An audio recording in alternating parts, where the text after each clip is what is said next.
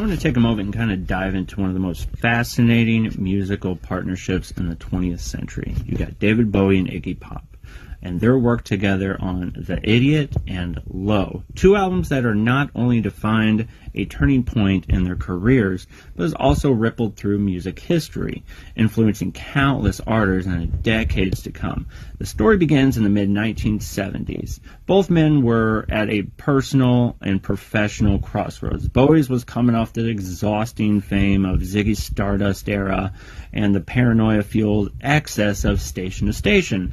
Iggy Pop, on the other hand, was reeling from the collapse of the Stooges and years of addiction and instability. So what do? Well, they flee to Berlin, a city still divided but alive with artistic experimentation and raw energy.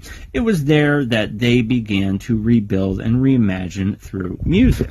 The Idiot was released in 1977, was technically Iggy Pop's debut solo album, but what makes no mistakes, it's just as much a Bowie record. Bowie co-wrote and produced nearly every track, and even played keyboards and guitars throughout it. The album is stark, it's cold and haunting, kind of dystopian funk wrapped in a post-punk textures. Take tracks like Night Clubbing and China Girl, which Bowie would later re-record himself, blend mechanized rhythms with detached vocals. It was a sound that felt alien in 1977, but the alienness would become the blueprints for, new wave of artists. That same year, Bowie released Low, the first of his so-called Berlin trilogy. Though not entirely made in Berlin, the spirit of the city permeates the record.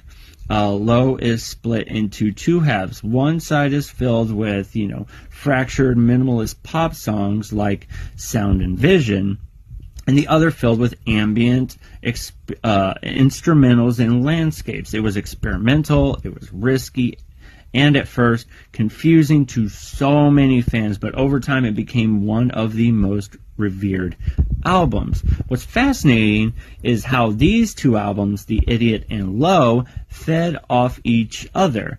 They were part of like a creative feedback loop between two artists, kind of pushing each other forward. Bowie, helped discipline Iggy's raw energy into a focused avant-garde direction, and Iggy, in return, reminded Bowie how to embrace danger, spontaneity and emotional honesty.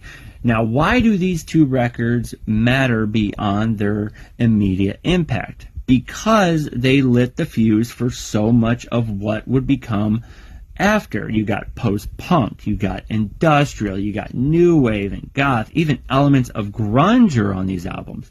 They all owe the debt to these two records, including artists like Joy Division, Nine Inch Nails, and of course Trent Reznor. You hear so much of that Depeche Mode, Radiohead, LCD Sound System, and so much of Queens of the Stone Age. They've all nodded to the eerie sonic and emotional vulnerability born from the Berlin periods. In many ways, Bowie and Iggy were like time travelers, two men who sounded like the future because they weren't afraid to break from the past. The Idiot and Low are not just albums. They're roadmaps for reinvention. They show us what happens when, collaborations isn't about ego, it's about mutual salvation and curiosity. That's why these two albums still feel vital today. They weren't made to chase trends. They were made to escape them. And in doing so, they help shape the musical landscape for generations. These albums are amazing. Check them both out. I strongly suggest do a double feature. Listen to The Idiot and then listen to Low, or whatever. Come back to me. Tell me which tracks you like. Tell me why you like these albums, and tell me where artists that you've listened to where you can find elements in these albums. Check them out. Let me know what you think.